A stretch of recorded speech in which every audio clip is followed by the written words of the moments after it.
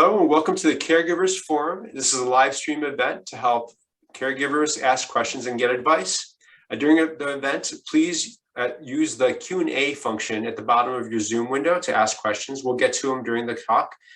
And I am Marc Mar-Yohana, founder of OtisHealth. It's a free application to help families, caregivers, and people with chronic illness manage all their healthcare information. And our topic today is autism service dogs. And I'm really excited to introduce a fantastic organization I've known for some time, Autism Service Dogs of America. They train autism service dogs specifically for children and for some young adults and specific to their needs. And so with us, we have, excuse me, Laurel Oliver-Gilmore, who's the executive director of Autism Service Dogs of America, and Kati Wolfe, who is the director of training. Is that correct, Kati? Am I saying that correct? That's great. Fantastic. So with that, I want to ask you first to just introduce yourselves and give a little background. And Laurel, would you mind starting? Sure. So I'm Laurel Oliver-Gilmore. I have been a special education teacher for 18 years. I started volunteering with Autism Service Dogs of America as a puppy raiser when I moved to the Portland area back in 2009. And have just grown with the organization through the years, really loved the people and the dogs and the families that we work with. So have still puppy raising, but doing some other things for the organization as well. All right, thank you, Laura. And Kati, would you mind introducing yourself? Sure. Hi, I'm Kati Wolfe, and I'm the placement and training director for Autism Service Dogs of America. And I've been with the organization, gosh, I started off as a volunteer, like many of us do, back in 2004. So I've been with the organization, and I love what I do. I love working with the animals, and autism is just a passion of mine. So it's two of my favorite things combined in one. Fantastic. Thank you so much for your introductions. So we're going to jump right into some questions. And just to start off with, what is a service dog? Laura, would you like to start that? Sure. I know you answer it all the time. And yeah, we do. You know, a service dog is a dog that's trained to perform tasks that mitigate an individual's disability. So really the different options are pretty vast for what the tasks are that a service dog can do. But they are specially trained, highly intelligent and trained dogs who really do provide service work that helps an individual with a disability to be able to navigate their daily life and make aspects of their life safer and easier. Okay, fantastic. And how does it differ from like what we hear about as therapy dogs or companion dogs? Well, I think Laurel answered that piece right there, individually trained to perform tasks for an individual with a disability. So the dog is specifically trained for a person's, whatever it is that they may need help with. There's tasks that they're trained to do to help them access the community more safely, to just lead a more safe and happy life. But that's tasks that are individually trained for that person's disability. So we have therapy dogs and companion dogs that provide emotional support, maybe for somebody who has anxiety or, you know, other things like that that are more on the mental health side. There are psychiatric service dogs, but the therapy and companion dogs really are there to offer comfort and emotional support versus being able to perform a task that's specific to that disability. Okay, very good. Can you, one of you give me an example of like a task that an autism service dog would perform for its person? Yeah, we have several tasks that we train, but one of them is deep pressure therapy. So a lot of individuals with autism have a hard time knowing where their body is in space or being able to regulate their emotions and calm themselves down when needed. So one of the tasks the service dogs can do is to perform deep pressure, and that can come in several different forms. So for some individuals, they want the dog's head to be on their stomach. For some individuals, they want the whole dog's whole body on top of them. It can kind of provide a physical something for each individual to focus on. So a lot of times when kids with autism get overwhelmed, their bodies are moving, they don't have really good control over that. It gives them something to focus on that they can utilize to help calm themselves down, help regulate their breathing, match the breathing of the dog, take that deep pressure, and really use that as a coping mechanism. Well, that's I think that really helps with so obviously this is a lot of very specialized training work. It's not just like regular obedience school. So can you just tell us kind of what the journey of a service dog would be? Like, how does it start? Yeah.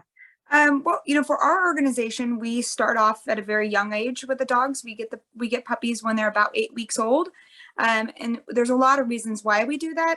But one of the main reasons is so that we can get in some very crucial early stage training. So we get the puppies around the age of 8 weeks. They enter into our program. We do testing. So we pick them, we test all the puppies from the litters, and then we pick the ones that score the highest. And that's just based off of kind of the way they react and don't react to certain movements, certain touches we do. And then once we've picked them, they come into our program and learn the basic training and get a lot of crucial developmental stimulation and accessed into the community at a really young age, so that they get used to all the things that can come about in the community and in their environment that may be very unpredictable for a typical dog, but we want to start really young to really get them socialized and used to wide ranges of environments. And then they go into the phase what we call puppy raisers. So you heard Laurel and myself talk about being volunteers and being puppy raisers. And those are volunteers are they're incredible, and they are what allow us to do what we do. So puppy raisers are a crucial part of the whole process. And what that looks like is they live with the volunteer, and then the volunteers work with our trainers to continue and to learn and to help those dogs grow and learn all their basic obedience, but also to socialize them and really get them into the community as well as in their homes, and learn how to be and access in their home and to be calm in their home, and then also how to access the community and get that really crucial socialization every day. And then at that point, after with the volunteer, they come back into our organization where we what we call advanced training. And that's where we're really, looking at where they're at in their training and kind of screening and getting a good idea of what they need to flourish, to get better. So we're fine tuning their training, and then they come into finalized training, where we're really focusing on throughout their training, they're learning a lot of task-driven commands and such but it's not until the advanced and the finalized stages that we're really zoning in with our trainers and focusing on some of the more crucial parts of their service dog work, but also just fine-tuning them and getting them ready for their soon-to-be service dog life. And then at that point, we place them with their families. There's a whole part of how we choose what family they're going to, but then we match them with their forever family. And how that looks is, do you want me to go into that yet, or do you want me to stop there? Well, I think that's really, it's a great overview. So just to be clear, so it's 8 weeks is when the puppy leaves its litter, goes into the initial stage of its service dog life, or as a candidate dog. Training. It's not a service animal yet. And then how long is it before you actually decide that this puppy, or this young dog, is ready to start training as a service dog? Yeah, well, throughout the training, they're training to be a service dog. So they're just service dogs in training. So as they're going through those different phases, we're overseeing how they're doing, what they need, what extra supports they need, what different environments they need exposure to, maybe. So if they live with a volunteer that doesn't have kids, we need to move them to a volunteer that has children to get them used to living in a house with kids. Maybe some of our volunteers are teachers. So those dogs get lots of exposure in schools, but other dogs are, or other volunteers aren't. So we're kind of moving the dogs around based on what they need. They all need to get a certain amount of training and socialization and to different environments. So then throughout there, we're gauging them, we're testing them, evaluating them, and then at certain point, then they will come back into our organization when we feel it's needed. So it's usually around the age of 1, and then they tip them or 1.5, and then we'll place them when they're around the age of 2. We'll place them with their forever family. Got it. So there is a bit of a matching of the training that's for that dog, mapping it to the future home for that dog, a future family for that dog. Is that correct? Yeah, absolutely. We really believe strongly that no matter what individual they're going to be placed with throughout the training, we want them to get a really good exposure to wide variety of environments, but also a wide variety of people and people with autism too. So because even if they're trained or they're placed within one particular individual, most of them go to school. And so at school, there's a wide range of different types of people. And so it's important that they all get a good foundation of exposure to a wide range of individuals and individuals with autism, so that they're ready for whatever might come their way, that they're going to be able to handle it and get through it the best of their ability. But yeah, and then in that advanced and that finalized stage, that's when we're really looking at a particular individual and on our waiting list. And that's when we're really doing the pairing and the matching of what dog fits that family's life the best and that child's needs. Okay, thank you, Katie. Yeah. We do have one question from the audience right now. So Misty's asking, do you only work with large dogs, or do you also work with small dogs? It's a great question. Go ahead, Laurel. At this time, our organization focuses on large dogs, partly because one important piece of our placement process is a tethering system. So safety is the component that the majority of families come to us with concerns about for their kid with autism, saying, my son or daughter is getting bigger. We used to use a stroller, or I used to be able to pick them up and carry them. And now they're starting to seek out a different level of independence, both for their child, but also for their family unit. And so with that in mind, which I'm sure we'll talk about a little bit later, we do use large breeds right now in our organization. Okay, so for those that don't know on the call, OtisHealth is named after my daughter's service dog, Otis. He was a English cream retriever. So I recall seeing on the website, obviously there are other retrievers and there's poodles. Are those the basic breeds that your team works with currently? Labs, retrievers, poodle mixes are the kind of the primary. So we have some Labradoodles, Golden Doodles, Golden Retrievers, English cream retrievers, and then a variety of colors of labs. Thank you, fantastic. So I've got some more questions. So what's the responsibility for a family once they receive a service dog? I mean, because obviously they may need some training too, and they have to prepare a home for the animal. And so can you talk a little bit about what their responsibility is once they receive the service animal? Great question. So their responsibility is before obtaining the service animal, they travel to Oregon, the main handler, and we call the main handler the person in the family who provides the most time with the individual with autism. And we hope that can be both parents, but oftentimes it's just one. So that main parent comes out to Oregon and completes a week long of training. We do have different placement models, just depends on kind of the family dynamic and the child's needs. But our primary one is where the parents come out. Sometimes we have had the individuals with autism. Again, it's just a case-by-case situation. But they travel to Oregon, and that's where they receive a week long of intense training. And the expectation once they leave there is to continue that training and to to become what we call a trainer for their service animal. It doesn't mean they have to be a trainer for other dogs, but we hope that they leave there with the skills to be able to continue the needed training that's required to keep up with their service dog's life and needs.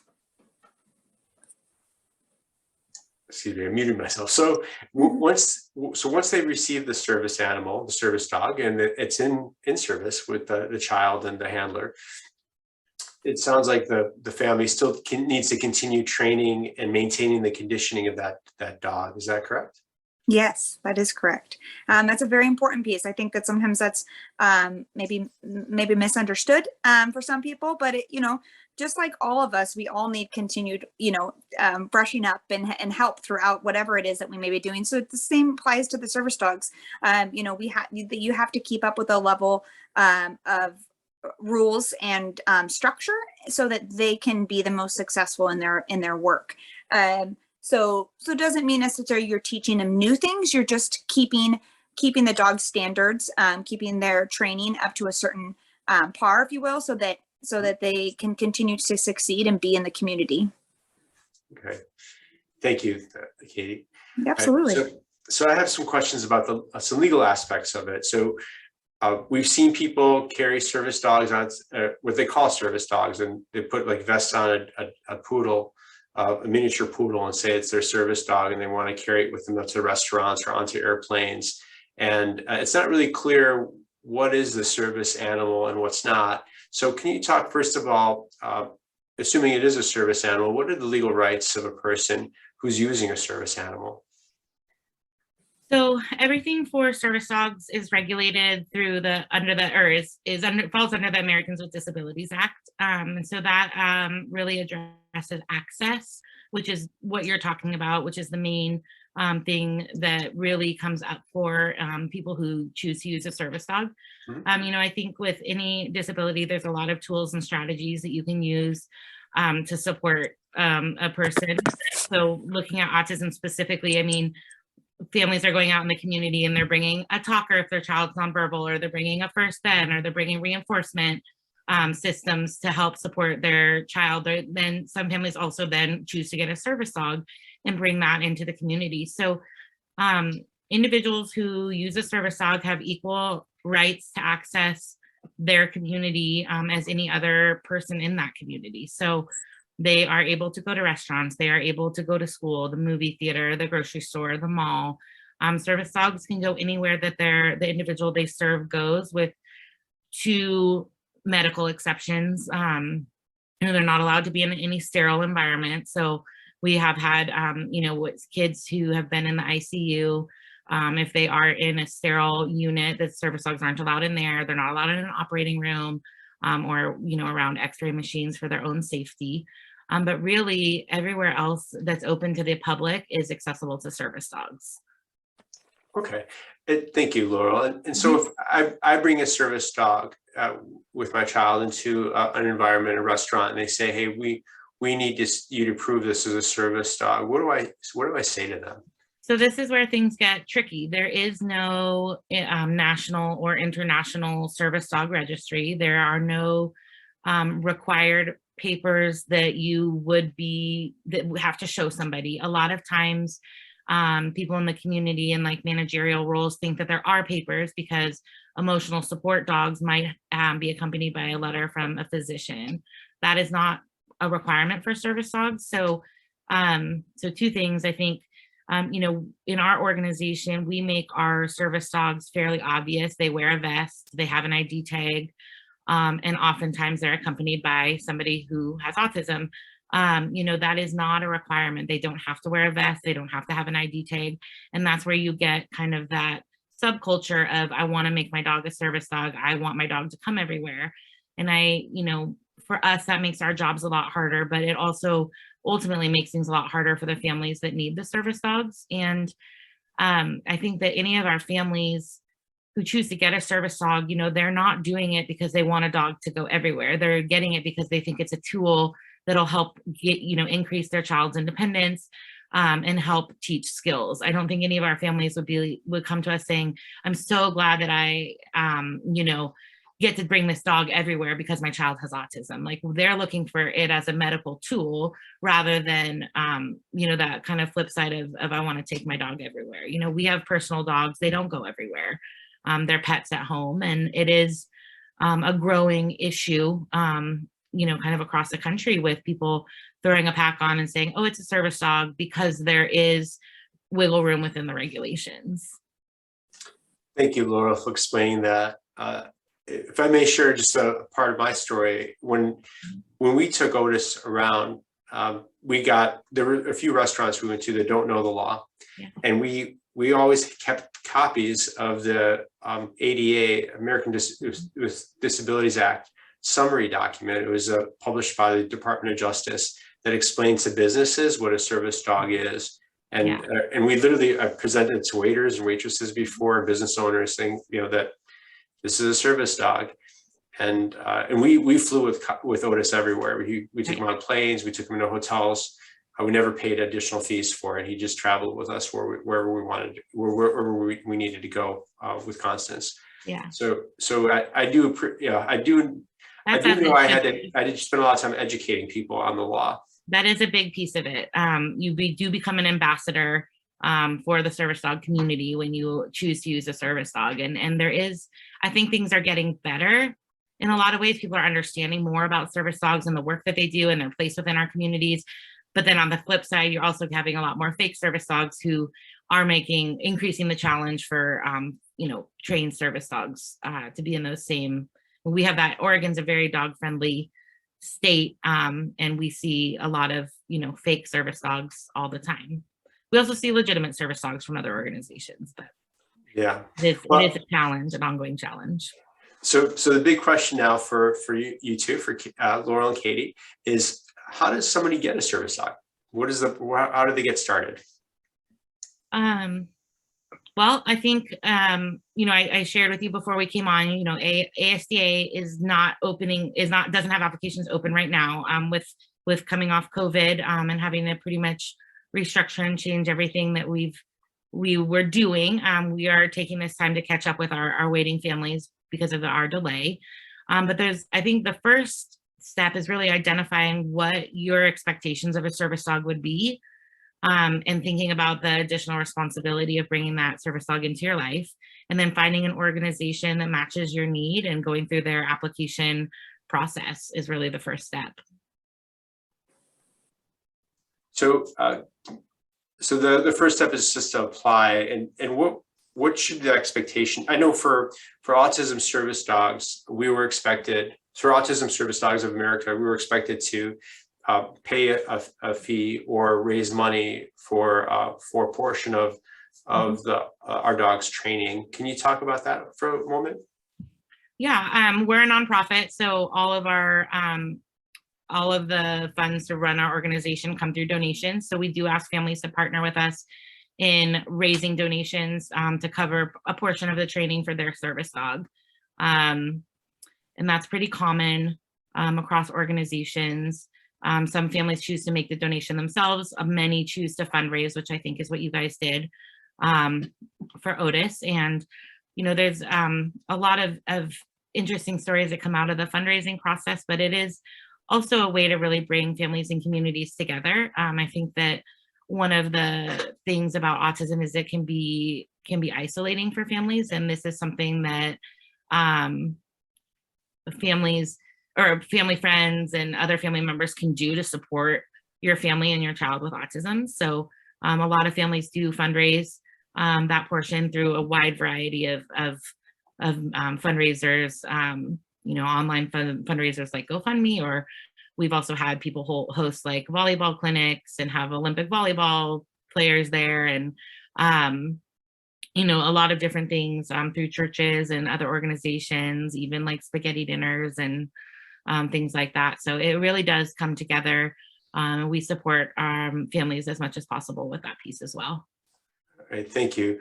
So just to remind the audience, please ask questions either in the Q&A, using the Q&A feature at the bottom of your screen, or use the chat window and we'll answer questions that way.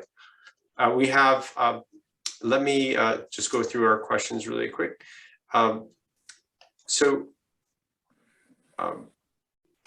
you know, obviously you mentioned that Autism Service Dogs is a charity. Can you talk about how people can help? Let's say I want to volunteer or want to donate. What are the things you're looking for as an organization? You want to go, Katie? Well, you know, it's changed currently. Just because we are trying to, like Laurel explained, we're trying to really put our focus and our energy on our current families waiting and our dogs in the program. So typically we're looking for families who want to be volunteers to raise service dogs and help us on that part of it. Right now we're currently not, but we would be happy for you to you can find out an application on our website to fill out an application now, and we can, when we get back up and running in that department, we could look at those applications. We're always, you know, nonprofits, they struggle financially. Finances are hard for us. So, you know, any partnership in that way is always a blessing for any nonprofit. Or just connections that people may have that you know, that maybe we haven't looked into, or grants. We do lots of those, but some, you know, there's a lot out there and sometimes we miss it. So knowledge is always wonderful. But you know, am I missing anything, Laurel? I guess. I mean, I think we always are looking for people who have, you know, special skills in the areas of marketing or social media, or you know, if someone came to us and said, hey, I'd love to put on an online auction for you, we would say, great.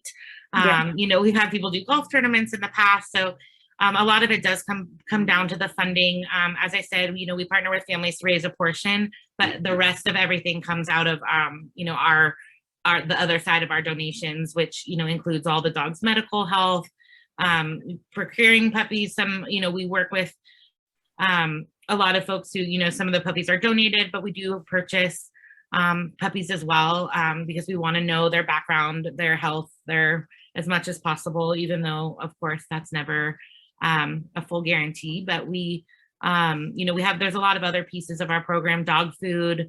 You know, we go through a lot of treats because we use positive reinforcement training, and you know, there's a lot of those little things that are always helpful. We have an Amazon wish list, you know, things like that. So we're always looking for ways to support the training program. Thank you, Laurel. So I know, Laurel, you have one of your little furry friends with you right now. Would you mind introducing us to your service dog? Katie does too, I bet. Yes. Okay. Never don't have one. Yeah. Okay. So who's okay? So Katie, you got one in a vest. I got Yuma. I got one in a vest and one out, actually. Hey, Okay. Yuma. Hi. And this is Una. She's an English cream retriever. I'm on a tall table, so. Hi, Una. Say hi. Una. Hi, Una. Oh. But this is one of their deep pressure commands that I was talking about earlier. So they are trained to come up on someone's lap on command to provide that type of deep pressure and access to other touch points that we have found be very successful with working with individuals. There's Yuma. You see your friend? Hi. So Katie, you have a service dog there as well? Yes. Yep. This is Yuma. She is a Labradoodle.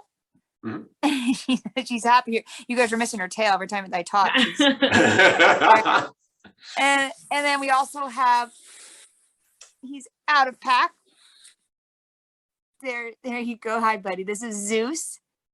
He's also a Labradoodle. You can see he has more of the curly coat. Okay. And Miss Yuma's got more of the flat coat, so she doesn't have as much of the curls.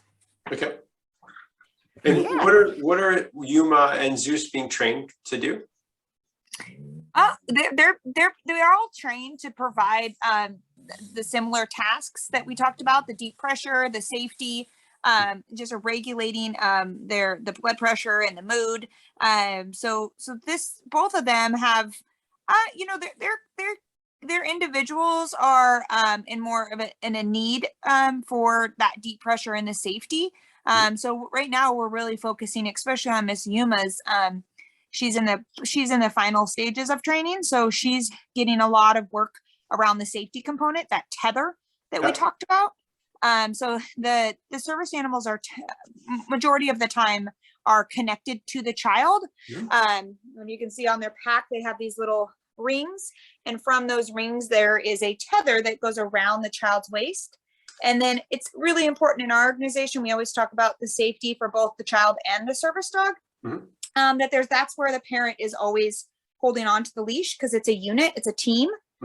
And so you can see on our Facebook or on our website different photos that will show the tether system a little bit clearer as far as what it looks like. But the child is attached, and that helps with safety, but it also increases their independence and allows them to really learn to access the community safely. But also we see eye contact, communication, their communication increase because they're able to access the community more, but also they're physically attached to the dog, which allows them to understand on a deeper level that the service animal is there to help them.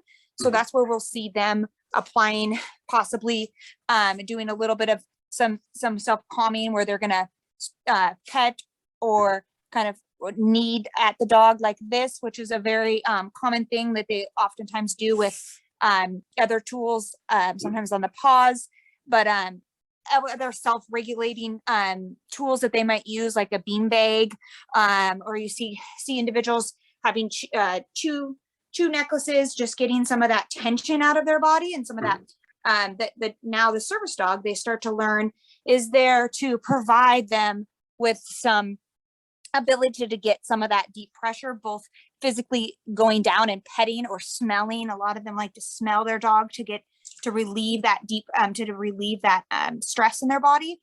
And then they might also, what we were talking about, deep pressure, we might also command the dog to apply deep pressure to them. Just depends on the dog or on the child's needs. Okay, very good. Thank you. One of the things that we appreciated about Otis, and when he was tethered to Constance had a tendency to wander and not even look where she was going. She had no concept of her physical safety and when she was walking. So it was really one of the great benefits for us is when we told Otis to stay or lay down, he would effectively become a 60-pound or 70-pound anchor, and Constance just couldn't go anywhere because Otis was like, he was the base. He's like, that's it, I'm not moving. And she wouldn't try to drag him around. She would just wait until he was ready to move. Yeah. And I think that's an important part to talk about too, that is really, in our hearts, a really important piece of the training that we do for the families, is that we teach them how to use the dogs in a safe way. So when you use the word anchor, for us, we train the families to really understand that yes, the dog is there to support and help you, but it's really important that we build a relationship between the dog and the child. And so as much as the dog is there to help, they're not the sole provider that is it's going to be a way for you to keep a child safe, but in a way that also keeps the dog safe. So we train the families and we work individually with them on how to use that tether system appropriately, so that all the pressure isn't necessarily being put on the dog, right? And you would understand that because you've been through the training. But a lot of people see it as, well, okay, so the dog's getting pulled. And no, we teach them how to use the tether in a way that they're taking the pressure off the dog and communicating with their child, right? And so it's a way to effectively be able to communicate without losing your child or your child bolting off. And that opportunity to teach is so much greater when you get the child they need or want. I always kind of try and paint a picture for many families that are possibly, for instance, getting out of the car to go to the store, and their child knows they're at Target and they just take off, or they see something fun that, and instead of communicating, I want to go look at that, they just go. Or they see, water, and they're like, oh, they love to play in water, and they just go. Now they're attached. And what that allows us to be able to do is teach that child to communicate. What do you want? What do you need? And once they say, or they point, or they gesture to that water or to the Target, then together we say, okay, great, grab your dog. And there's a handle on the dog's pack, and grab your dog. Let's do that together safely, right? And so we're teaching those skills that oftentimes get missed because the families rightfully so, are so nervous about their child running or bolting that they lose the opportunity to stop and communicate and to teach, because they're concerned about their safety and holding on to their arm or grasping their shirt. And that frustration builds up in a child, right? And their independence they don't get to have that. So the service dog and this tether is a beautiful thing when it's used correctly and taught correctly to the whole team as a unit, to the family and to the parents that are handling the service dog. It's just, it's safety, but there's so much to that tether that helps the child grow and learn. Yeah, it definitely helped Constance. She actually learned a lot of the commands. Like, she would walk up to Otis and say release, and Otis would get up and she'd grab his handle and they'd walk on. So it definitely made a difference for her. I love hearing that. What's that? I said, I love hearing that. Yeah.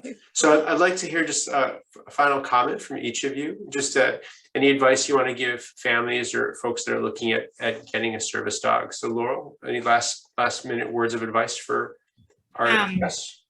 They're not my words, but I would say that, the thing we hear most from families is once they're here is about how big of a decision it was it's a long process, right? So you really have to be committed to both the process and the project and the outcomes of it. And I think that my favorite thing, and we hear this, we're lucky to hear it often, is when a parent forgets to do something because they didn't need to provide that to their child anymore. They're like, oh, he just put his shoes on by himself because he was sitting with his dog, or I was able to stop and have a quick chat with my neighbor because I wasn't worried that my son was going to run away. It's the little tiny things that build on each other over time that are really the beauty of that service dog relationship.